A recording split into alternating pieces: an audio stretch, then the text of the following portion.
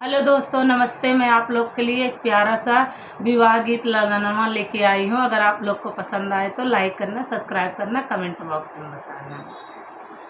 सोवत मलिया रे जागत मलिनिया, रे जागत मलिनिया, रे मलिया जेबनिया डोलाई रे ललनवा, अरे मलिया जेबनवा डोलाई रे ललनवा। पीछवा उलटी जब चितवई मलिनिया, रे चितवई मलिनिया, रे पीछवा दूल्हे रामा ठाड़ रे ललनवा, अरे पीछवा दूल्हे रामा ठाड़ रे ललनवा।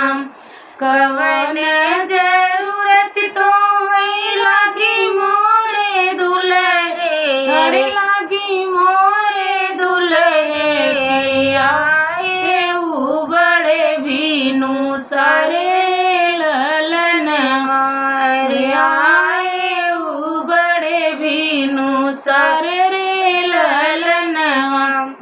मऊरा जरूरत हमें लागी मोरी मालिनी, लागी मोरी मालिनी। आए ऊ बड़े बीनू सारे रे ललनवा, अरे आए ऊ बड़े बीनू सारे रे ललनवा।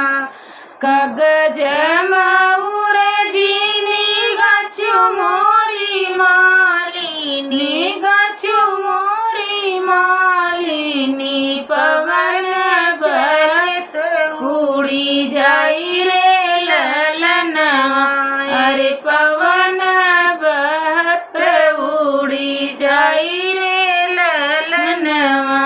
फूलवा मऊर जीनी गाछु मोरी मालिनी, गाछु मोरी मालिनी। घाम लग सकू मिलाई रे ललनवा, अरे घाम लग सकू मिलाई रे ललनवा।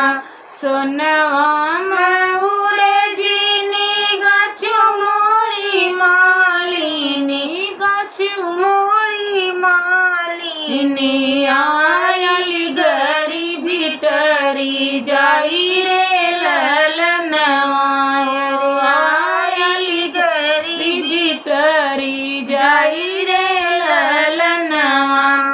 मोतिया